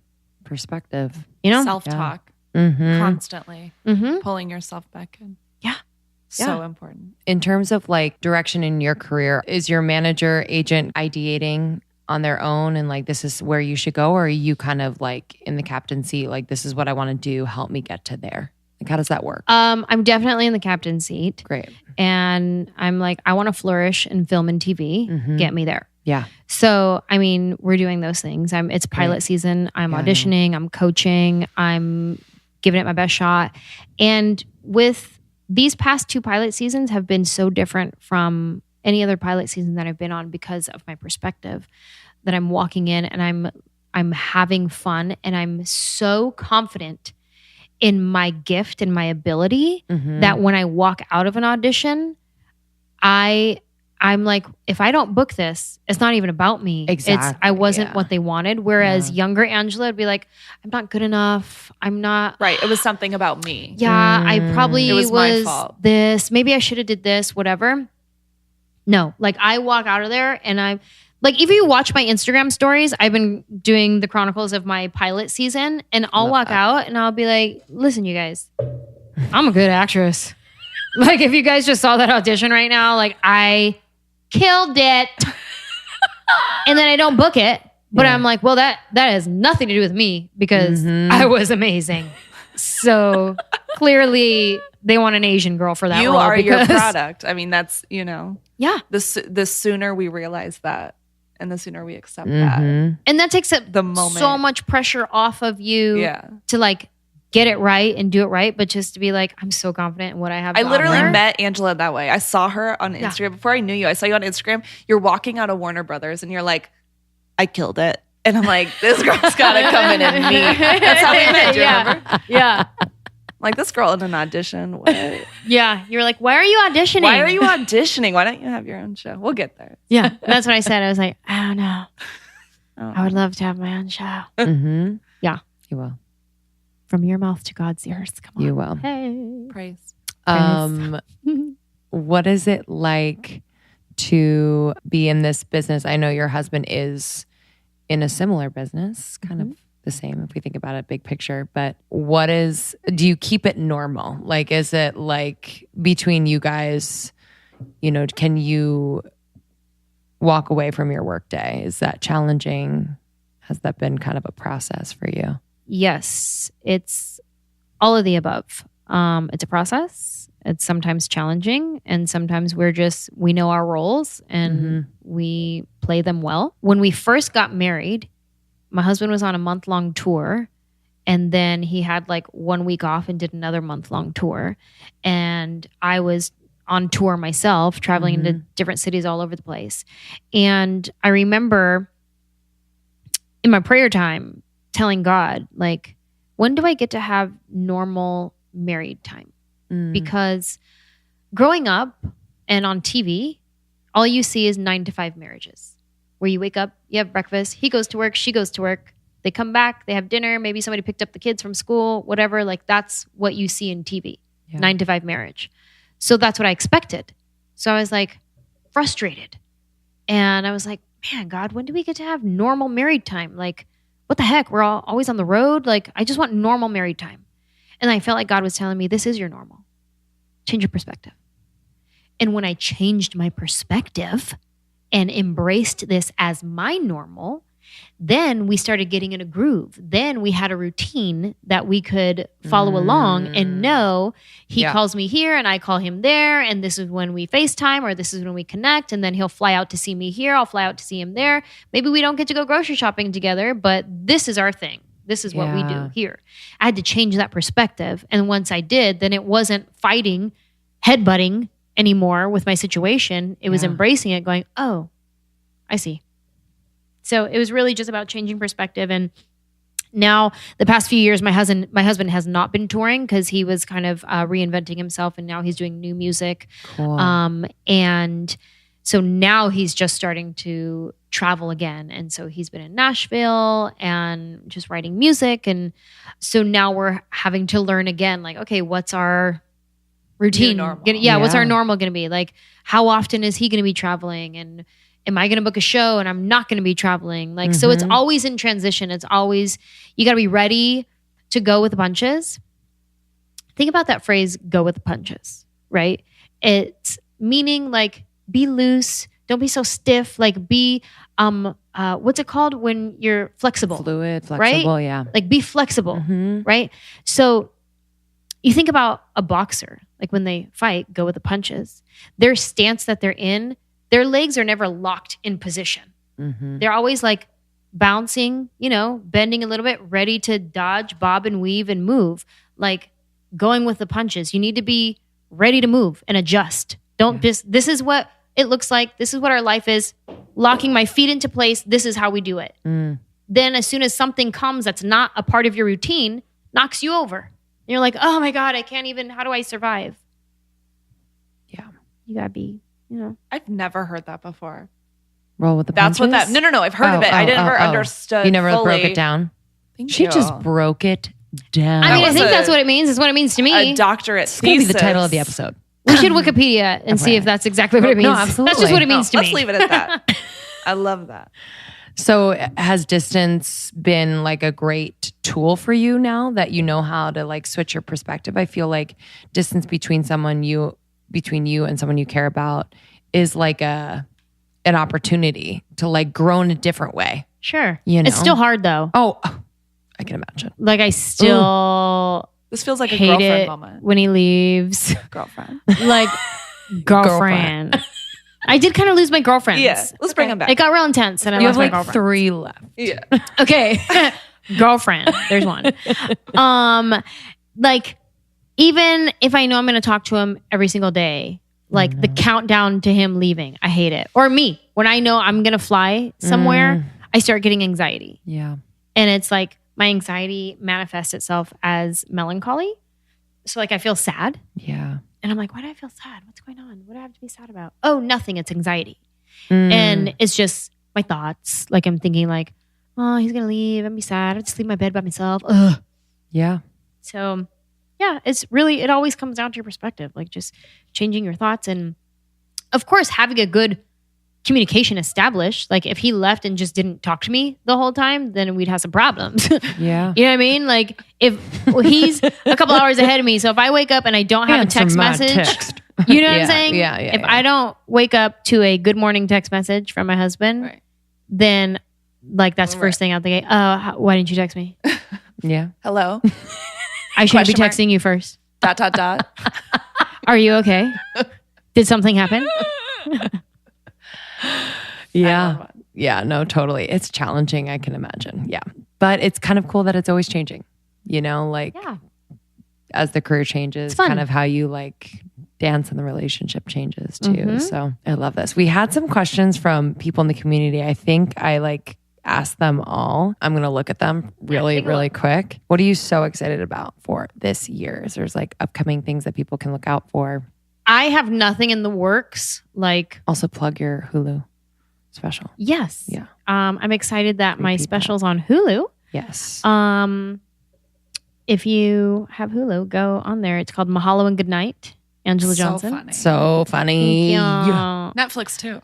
Yes, I have some specials on Netflix. Not Fancies on Netflix. My The second fact that one, there are multiple. By the Yes. way. Just a No. couple. Okay, She's a going couple. into her other hand. my I'm like, my oh. second one. Earlier, is she's on like, I there. have 88 shows. I'm like, I don't have 88 anything. Like, what do I'm you have excited 88 about of? writing my new hour. That's what I'm excited about. I'm excited What about is, writing what's my new the hour. what's the What do is you the- have a deadline? Do you have a No. projection for what that'll look like? I don't have a deadline. I don't have. Do you know where it's going to a be, or it's going theme. to? Well, it's going to be. I mean, it's going to be. Yeah, I don't know anything. Like Love that. I just kind of write whatever is on my heart and my mind at the time. Mm. And like I write notes in my notebook. And then I have like my opener, Mal. He is definitely part of my team and helps me with my writing. Like he'll ask me questions and get me talking. And he'll be like, okay, what are you angry about right now? Is that your process? It's like a question, or what's your process? Do you It's evolved. sit down and write, or is it just as you go, how things come, or both? Or It's definitely evolved. It used to be I'll be in the shower Yeah. and things will come to me and I'll start talking to myself in the shower and then It I'll always get out. comes in the shower. Yeah. You need to invent some where you like write shit in the shower. a recorder or something. Because I Songs talk to come myself. to me in the shower and then I hop out and I'm you like, forget. where'd they go? It's gone. Yeah, where they go. I started recording my shower and then I listened to it and I'm like, but shit. Should we start Like, a shower what the- podcast? I'm just saying. You know, sorry, I did find a question. Okay, what is we it? have, we have a bunch, but I think I covered most of them. But actually, a few people in our group are aspiring comics. One girl in particular wanted advice on being a Latina in comedy and being surrounded, just kind of figuring out like her place and her material and being around a lot of men. Like she just kind of felt like a little like unplugged in that way. But also her main question was for young and up and coming comics, what is your advice? Any little nuggets? My go-to advice Mm-hmm. for young and up and coming comics or even old comics and even people who are not comics. Yeah. My advice is always do you and do you well. Because there's only one you. There's only one of you with your perspective. Like when we go to auditions, you go in the waiting room and there's 15 other Latinas that look just like me. And you're like, oh, wow, okay. We're all trying to get this one role. Great. There's only one me though, because they didn't have the childhood I had. So they don't have the edges that are rough like I have.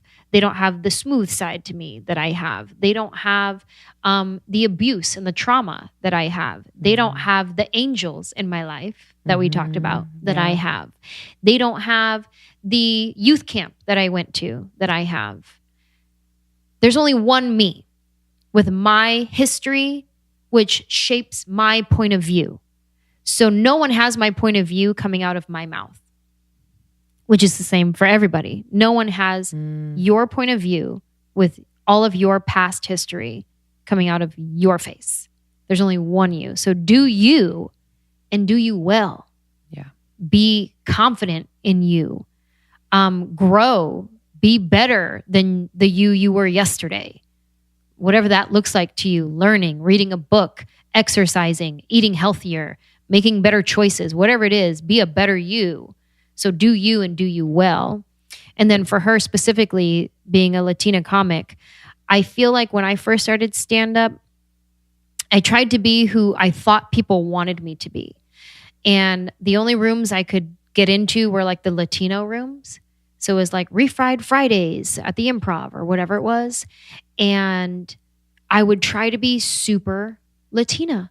I would try to talk with an accent. I portrayed my parents as English as a second language parents. My mom and dad do not speak Spanish. My whole opening jokes about my parents, they speak broken English. They're like, ay, mija, la, la, la, la. Like, they don't talk like that. They speak English. My mom knows probably 4 Spanish words. Wow. Yeah. But I was trying to be who I thought people wanted me to be. So I was like, okay, well, let me give them what they want. I don't want to disappoint people. Right. It wasn't until I embraced myself and all of my flaws and quirks and embraced the fact that I don't speak Spanish. Like I used to pretend that I spoke Spanish. And now I have a whole bit about, I don't speak Spanish, you guys. I bought Rosetta Stone and I still don't speak Spanish. I've had it since 2006. That's a good bit. You know what I mean? When I started embracing myself, who I really am, that's what people responded to. They don't care that you're a Latina comic. They don't care about anything. They just want authenticity, truth. So just do you and do you well. I'm on the floor. The mic is actually on the floor. mic. I've pancaked on the floor. Thank you. Thank you. You are an expander. For me, like just listening to your story, we don't have the same story, but it's just, like there's so many points of reference that you can be like, what she was feeling is similar to what I was feeling or am feeling. It's just like it gives you like a little pulse of life. My worst fear is being on stage and choking It'll in go front away. of 3,000 people. And they have to wait until I cough it up. Totally. And it takes always takes longer than you want it to take. So sorry. Oh my everybody. God, not ever. Sorry. Podcasting is not the I same think as it's gone. being on stage It's live a little in front of different. 3,000 people. Yeah, we can edit. There's Sorry. 2 people here. So the Okay. judgment We leave isn't it because wide. honestly, Charlie. someone's going to relate. Someone's going to relate Yes. to this. I feel We leave it. I vote we leave it. Yeah. Oh my God. That would be my biggest fear. What's your second biggest fear of being on stage? This will be our people- last I love question. this. I've had this nightmare Okay. multiple times. Okay. I'm on stage doing stand-up. It's sold out. And all of a sudden people start getting up and leaving. And I can't do anything to get them to stay. Okay. I try to do my best jokes and they're not staying. And by the end of it, there's maybe like just a handful of people left in this empty room.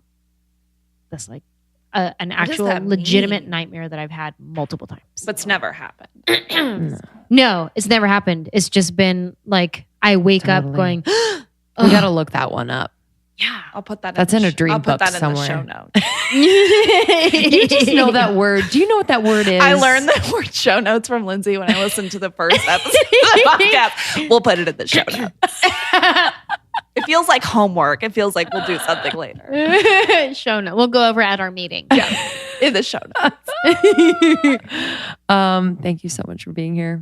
I Thanks appreciate for your having time and your story and your message. I wish I was writing it down the whole time. Obviously, I'll listen to this episode, but I just feel like, you don't have to be in show business to take away from your story something that will help people propel their personal growth in their career, in their, self-care, all of that. So Yes.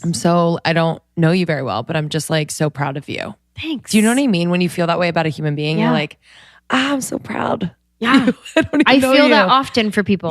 So yeah, I get Well, it. it's being Yeah. humble. It's being. I mean, I picked Anjelah up today in my Honda Accord, and I was like, wondering. should I rent?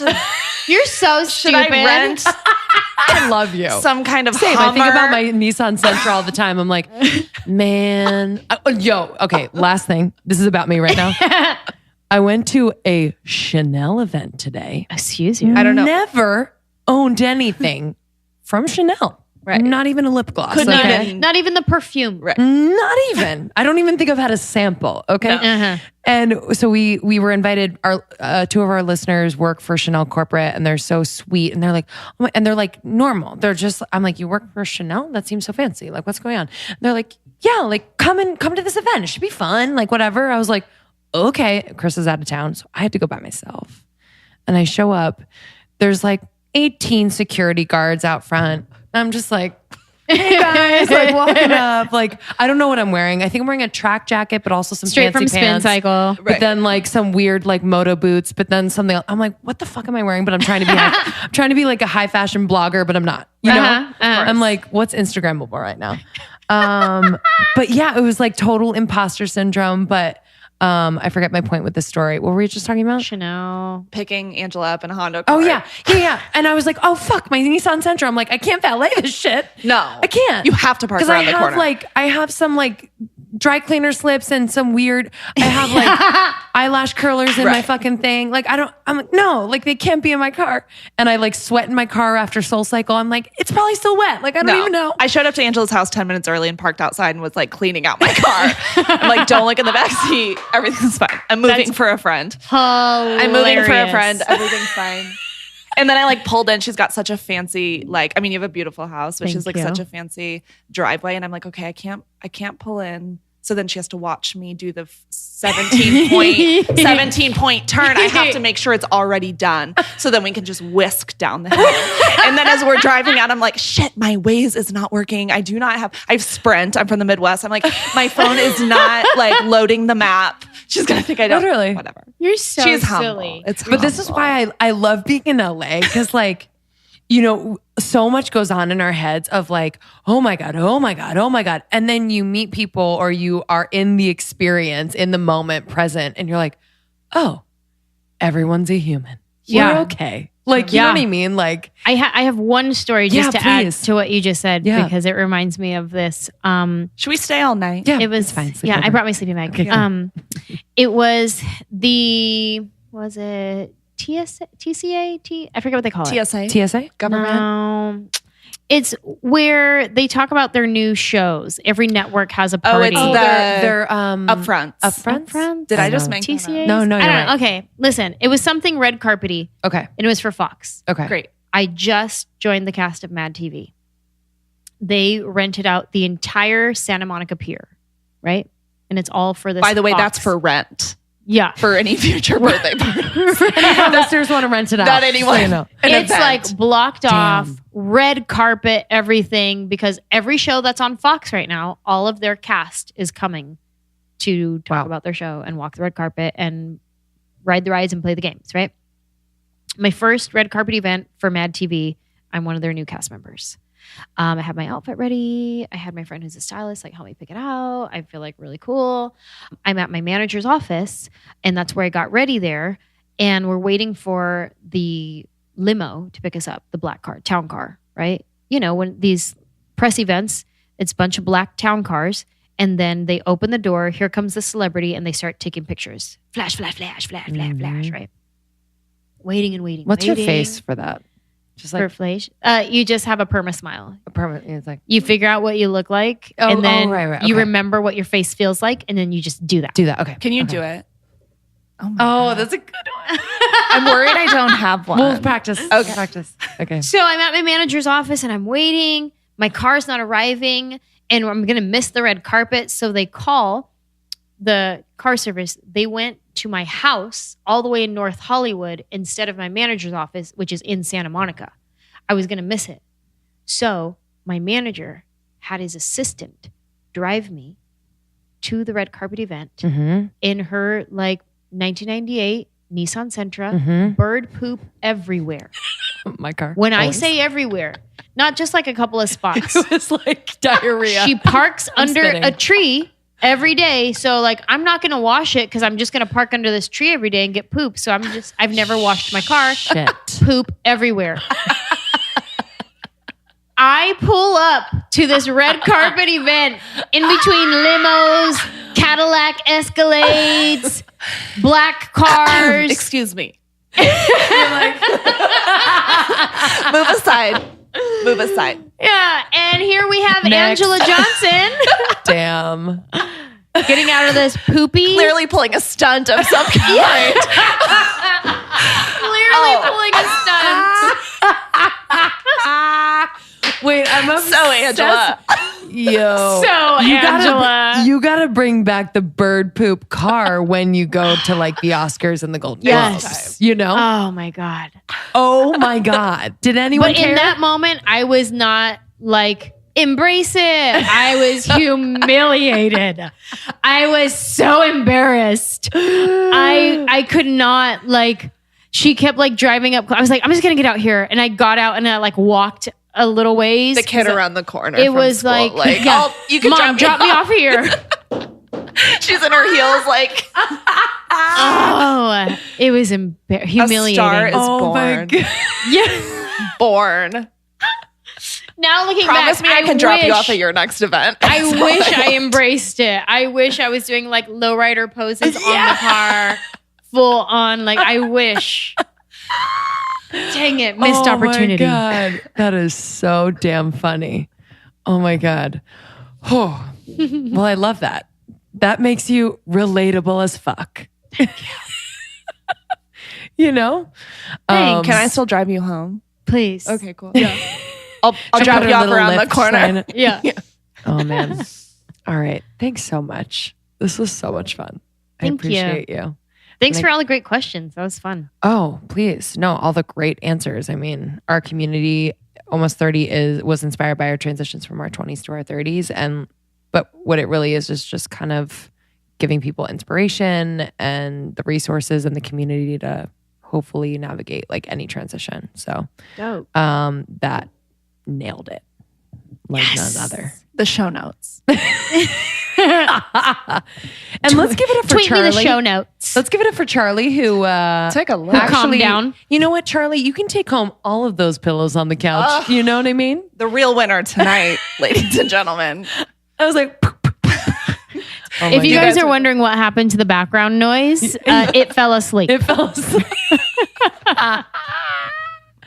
Oh man. So last thing, where can our listeners find you on like socials and everywhere to follow you? I'm at Anjelah Johnson everywhere. ANJELAH Johnson. I'm mostly active posting on Instagram, and I'm mostly active responding on Twitter. So if you want to talk, you want me to talk back to you, tweet me. Great. And if you want to see what I'm up to, check Instagram because that's where I'm most active. I love that. All right, girl. Thanks, guys. To the top we go. Come on. What did we say? Mariska Hargitay, you're the next. Yeah, she's done. She's been on it forever. How dare you? I love First of all. How dare literally How so dare rude. you?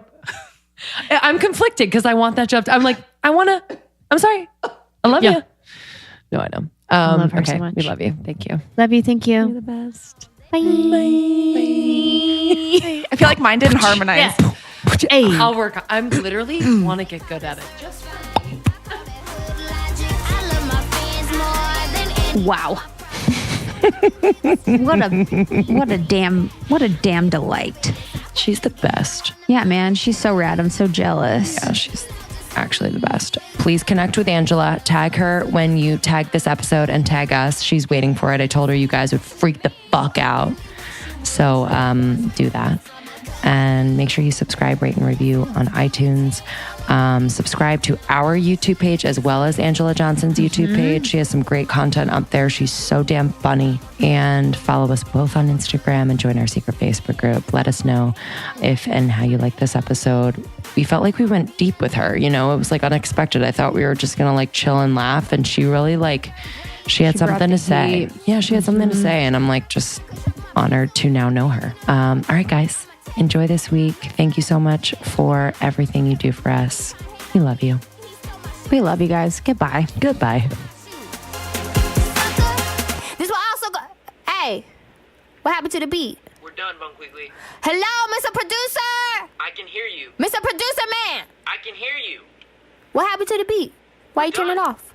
It's done. Your time's up. But I ain't even finished. I'm sorry. Now I got like 10 more people that just hated on me. That's not my problem. You hating, sir?